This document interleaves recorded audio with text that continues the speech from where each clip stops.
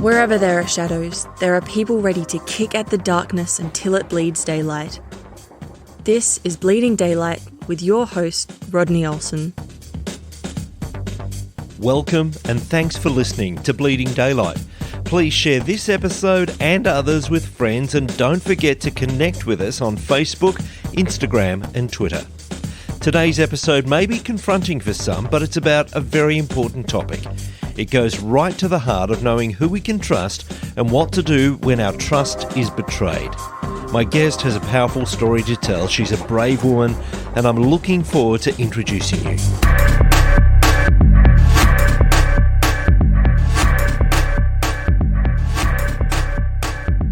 What do you do when the person who should be helping you through dark times instead is taking advantage of your trust? Amy Nordhues is an author and speaker who uses her experience as a victim of sexual abuse to help support and educate others. Her book, Preyed Upon: Breaking Free from Therapist Abuse, tells her story of abuse, escape and ultimate healing by a predatory psychiatrist and church elder. Today, she's here to share some of her story on Bleeding Daylight. Amy, thank you so much for your time. Thank you for having me. Your book takes readers deep inside your world and your thoughts. We learn that your trust has been betrayed from a very early age by an abuser. Do you believe that shaped your thinking and your beliefs as you grew up? Oh, definitely. I feel like that kind of put me on a different trajectory. Sadly, that low self-esteem at a young age continues to plague us and continues to wreak havoc unless we deal with it, far into adulthood sometimes. I also think that it made me vulnerable to sexual predators because this doctor was, I think, made number 7 in my lifetime of people that had taken advantage of me. Basically, what it does is it strips you of your power and of your voice. In my book, I even say of your reality. You no longer have the right to your own reality. Your reality is now what makes the adults in your life comfortable. I had the intuition and I had the awareness every time somebody was inappropriate with me, but I didn't have the voice. And I didn't feel that I had the right to say no or to speak up or even to report them, because I just felt like that they had more value than I did. So who was I to say something? And this is not about intelligence or the sort of person that you are, because it's not like you're an unintelligent woman. You're a very smart lady, and yet at the same time, there's something that these predators continue to see in you, that sense of your own self, that leads them to think that you are a target for them. Is that right? It is. And it baffled me too, because I thought, how, as an adult, can I be manipulated? How, when I feel like I'm an intelligent, somewhat normal person, could this happen to me? And it's sad, but it's those old childhood tapes that are still playing in the back of your head that tells you, who are you to say that an adult is wrong in this situation? Who are you to say that a pastor or an elder in a church would be wrong? Who are you to say that a therapist would be in the wrong? And it's sad because you have the awareness, and it's almost like somebody's covering your mouth with their hand. It's keeping you from speaking. It's like you don't have that. You don't have that peace. And they know that, and they prey on that. And I certainly want to delve into the story of this doctor who so badly abused your trust. But before we go there, I want to ask, what are the triggers that people should be looking out for? We talk about grooming, and we would imagine that, that's just about children, but obviously that is not the case at all. What are the things that people should be looking out for? What are those trigger signs for seeing someone who is attempting to groom someone, whether they be a child or an adult? This is an interesting question, because a predator like that has to groom their friends and family and community first before they can take advantage of a victim. Afterwards, after I got away from this abuser, so many people told me that they had a weird feeling or a suspicion or just found something odd, but obviously nobody put all the pieces together. For example, my abuser also went to my church. He was an elder at my church, and he encouraged his victims to come to that church. He would come over and hug me every Sunday after church and make that very obvious to everybody, so that if I were to say that he crossed a line in some way, I think he does that so that people can say, oh, he's just like that. He's kind of touchy-feely. He's kind of affectionate. It's just the way he is. So I spoke with another friend from my church who sat behind me and said, I always thought that was so odd. For my abuser, he was very, very gregarious and very kind of like acted like a child. And it was it threw people, I think. They kind of didn't know what to do with him. And he seemed almost like, well, my pastor said, like a bumbling grandfather type that would never hurt a flea. And so I guess when you do get that uncomfortable feeling, I would say to people, they need to speak to somebody else about it, because who knows that somebody else didn't notice a different red flag. And I imagine those who are grooming children, of course, they're relying on the fact that everyone knows them, and it's a case of, look, who are they going to trust, a child or me? And in this case, it's someone who can rightfully say, well, I'm a church elder. This is someone who's going through some dark times. Who are you going to trust? And there's always that, as you say, this sense that they portray of, but I'm better than you. Yes, they're very outward. They're very out in the public. It seems like I hear that with a lot of abusers. They're very well liked. He was on the prayer team. So they work all of this ahead of time. This is all background planning to keep their cover. I find it interesting that as we're talking about those who are predators, those who are grooming, there's all sorts of different devices that they will use to do that. But in this case, we're dealing with someone who is a trained professional. They have learned how the mind works. And I'm assuming he's using that against you and other victims as well.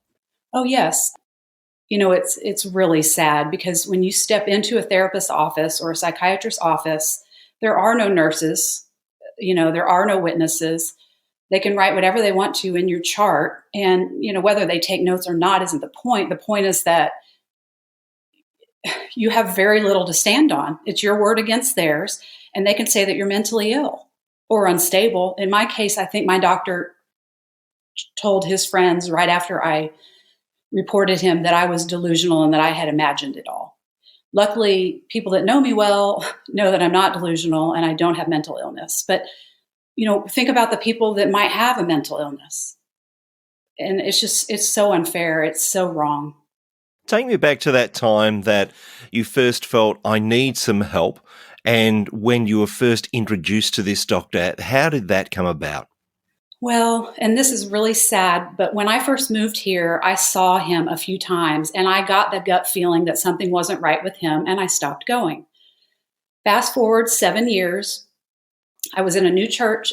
My faith had come alive for me for the first time. I sort of felt like a naive new believer, was really excited about that, really passionate about that. And he was a church elder, and I was ready to try to find a counselor, and everybody loved him, raved about him.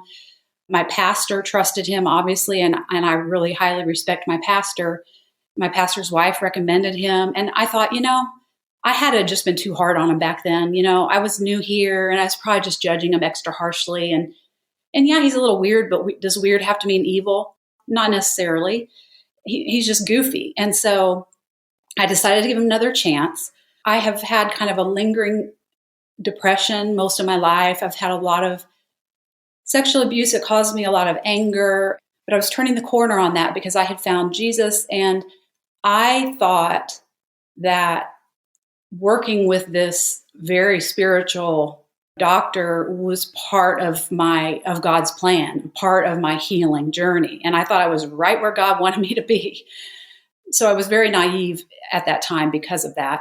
Didn't understand a lot about the spiritual realm. And this doctor kept much of the therapy in a spiritual realm, which is why he could pull off the multiple personality idea. I mean, I knew that was ludicrous, that I didn't have that disorder, but he more presented it all on a spiritual level to where, anybody could kind of have it. That's what got me back there, is really just, again, trusting other people's opinions over my own and trusting other people's judgment over my own. And this grooming that he undertook to take your trust and to then abuse you, this happened over a period of time. How long was it before that abuse started? Of course, as I say, the grooming starts immediately, so he's playing into this right from the start. But when did the actual abuse start? I started seeing him in April of 2013, And the first major red flag for me was around Christmas time when he offered to rub my feet or my shoulders for a present.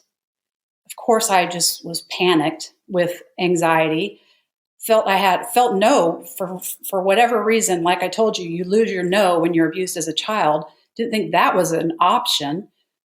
I picked shoulders and then that was so awkward and uncomfortable. I quickly changed it to feet just to get him farther away and just kind of made myself go through it and just sort of, again, thought he wouldn't be offering something if it's inappropriate. And you're just uncomfortable. You just have issues. You're extra sensitive, whatever. That's when the first red flag was. That was December. I got away the following July.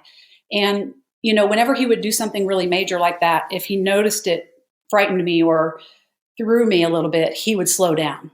So things would kind of fall back to a normal, and then something else would happen. And we kind of went back and forth that way. Like, I think it was near Valentine's Day. He made a comment that he brought my tea in a heart mug. And I had that same pit in my stomach. But again, I was like, oh, he's just joking around. It's just a silly mug. Fast forward, it was around the spring, I started reporting to my close friend, these different things that were happening that I didn't think were bad things, just thought they were, a little different. For example, offering to dance with me. However, I thought that was my idea because I had told him that I imagined myself dancing with Jesus. So I thought he was trying to give me a therapeutic exercise. It was in May when he sexually assaulted me, and it was just like where the room just went black and I just completely lost it. He just shoved his hands down my pants, and it's just really sad for me to have to tell you that that's not when I stopped going.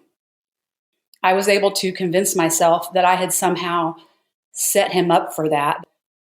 He was very skilled at what he did, and he was very masterful in how he first got to sit close to me. That was his idea. But then it would seem like, well, maybe it was my idea because I kind of wanted him to sit there. And I thought it was my fault. I thought it was my neediness that got me into this trouble. And if I hadn't been so needy, hadn't wanted a father figure, then this wouldn't have happened. And so I eventually forgave him.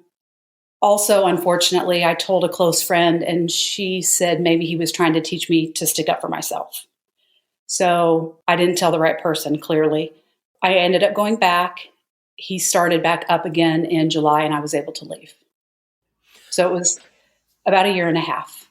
And I know now that the grooming, like you said, started on day one, when he would goofily and jokingly cover you up with an Afghan. Instead of just asking you, do you want a blanket or do you want to throw, and tossing it to you, he would cover you up with it and tuck it under your chin.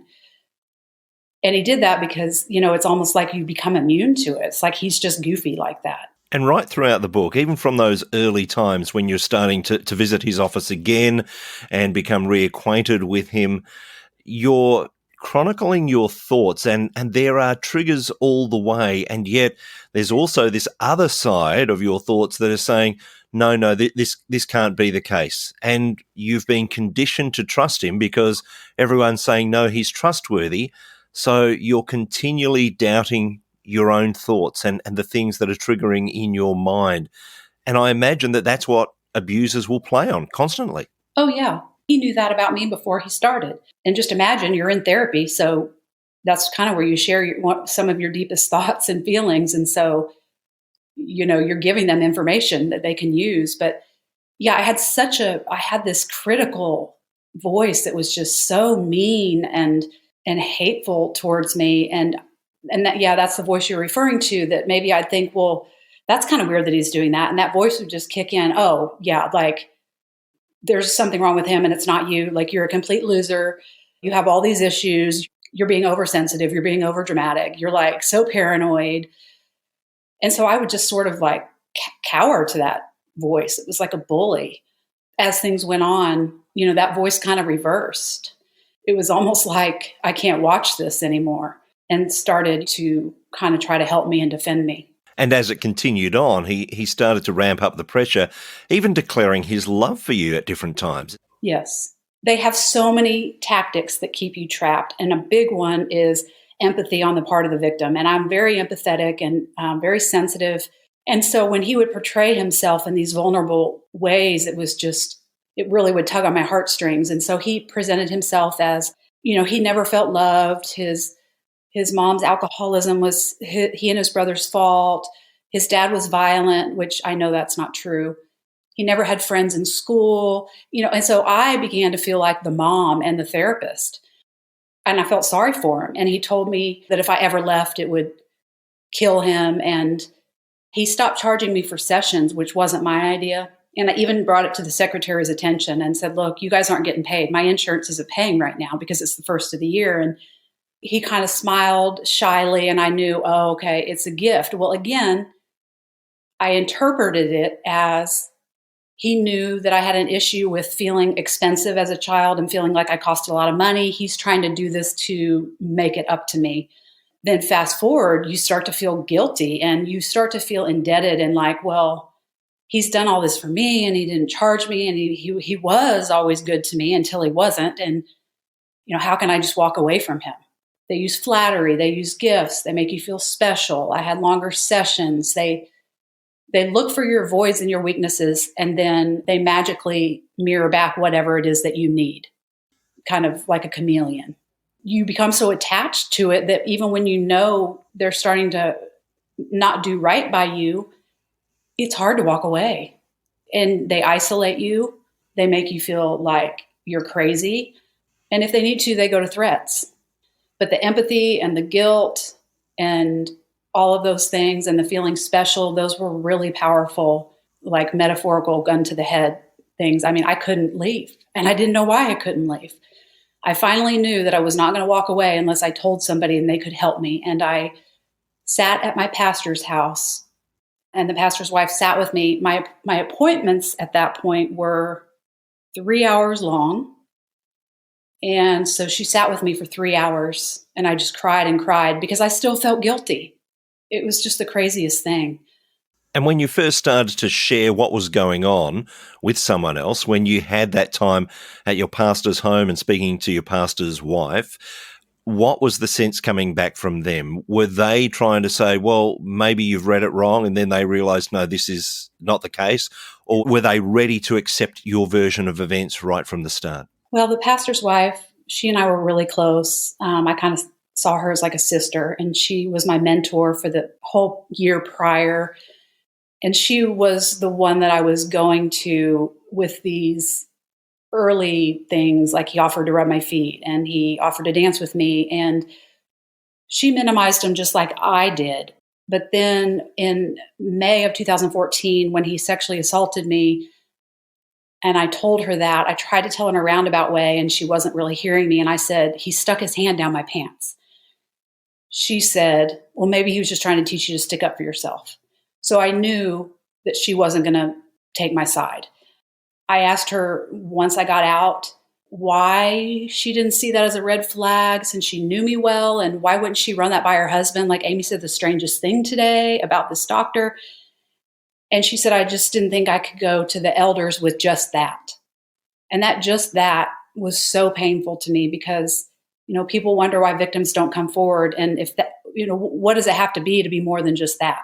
What would have had to have happened to make it a big enough deal to rock the boat and make other people feel uncomfortable? And that's just the sad reality is, and I don't blame her anymore, and I get it. It would not have been comfortable for her because the elders were in a position of leadership over the pastor. Fast forward to the day I drove to their house. I told her first, and then her husband walked through the room, which was a blessing. And I told him everything, and he believed me immediately. I'm sure he had maybe a little bit of doubts in his mind, but he made me feel heard and believed, and he was very honorable. And he said, before I left that day, he said he has to step down as elder. And I said, no, it's just something weird about me. You can just let him be elder. I just wanted you to help me get out, and you did. And I'll go about my business, and no one has to know about this. And he was like, no, that's not going to happen. He cannot be elder. And so I was lucky in that he believed me and he did the right thing. And he confronted the doctor a few days later. And then I moved on to the medical board and I reported there. And then I went on and I hired an attorney. And I was blessed with a medical board. This doctor had been in practice for almost 40 years, never had a complaint. And I thought they were going to just tear me apart. They were so kind and so respectful and believed me right away and took action. And they actually took his license permanently in my state, which they told me later was only the first time they'd done a permanent surrender of license in like 20 years. So all of those things were very validating. And then again, with my attorney and being believed and being fought for was also, I was blessed and lucky in that regard, because I know some people, especially when it involves the church like this, may go to their pastor and are turned away, are mocked, or, I've just heard horror stories. And this is the thing. We know statistically that the overwhelming majority of those who will accuse someone of assault are telling the truth, that you wouldn't come forward with that sort of information unless it was real. And yet there has been this history of people not being believed. So I guess for you to be believed in this case, as you say, it was validation, but an opportunity to move forward. It's hard to admit that you're an adult and that you were duped in this way. It's hard to admit that you allowed someone to take advantage of you. It is embarrassing and humiliating. So yeah, for an adult to come forward and say something like that and not be believed, it's crazy, because we don't want to tell.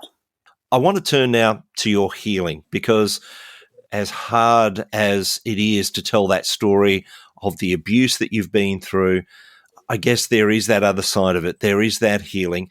How do you start to heal? How do you start to trust people when those that you should have been able to trust had abused that trust?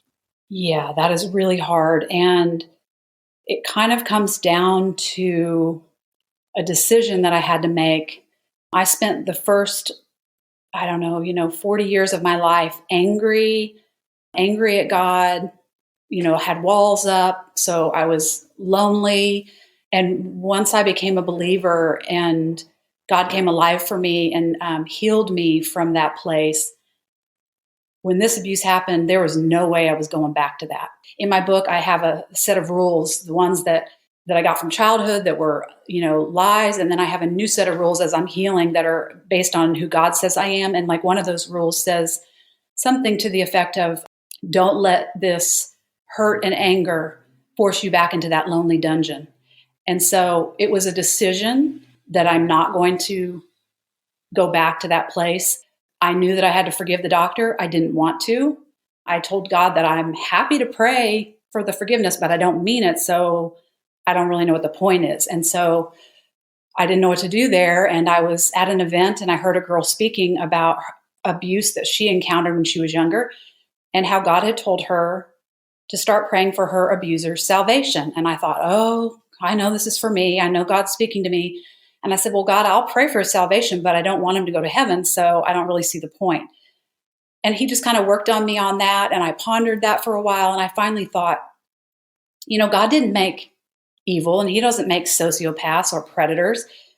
What he makes is good and beautiful and perfect. And so I thought, if God restored him to the person he made him to be, I might be okay with seeing that person in heaven. And I just started praying that God restore him to the person he made him to be.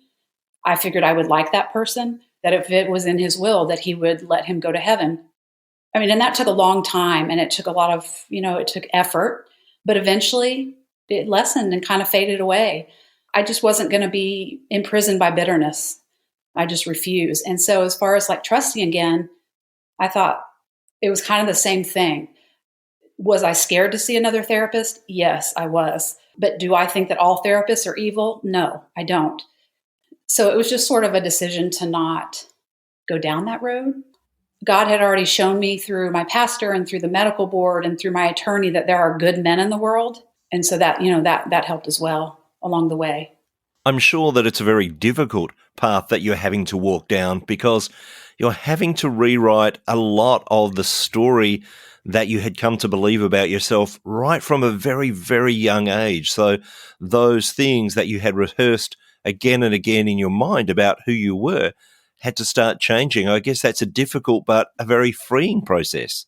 It was so freeing. Thus the word freedom in my book. It wasn't just that God freed me from this abuser. He freed me from low self-worth.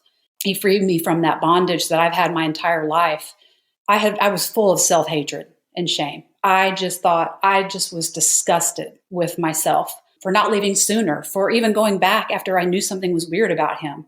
I just started writing love letters to myself from God, and I wrote them in the form of poetry because I'm a writer, but I just wrote them and wrote them and wrote them, speaking to myself as I know he would, but arguing back with what I think. I'm a failure, but look what I did, but look what I allowed, but, and just spoke back as I thought he would. And I did that until his truth started to seep in, the cracks of my armor. It was a process, but I noticed healing. I noticed the shame lessening and the guilt lessening, and writing my book was another part, of the healing. And it probably took years. It was a gradual process, but I don't feel ashamed or guilty anymore. And I know that I wasn't at fault. It was so much fun to write the new set of rules. It was so empowering every time I discovered that I had come across a new one. And this healing that you've been through, you wanted to share that in your book. As I mentioned before, the name of it is Preyed Upon, Breaking Free from Therapist Abuse. And I'm sure that it's been helpful for others. As your book was released and people start to read that, I'm sure that there are people that start to say, well, it wasn't the same doctor, it wasn't the same circumstances, but I can identify with what's gone on and it's brought some healing for them. That must be incredibly satisfying for you to help others reach towards their own healing. It is, and it's everything. When I first set up my website, long before my book came out, it was just a step I was taking that I knew I needed to do as an author.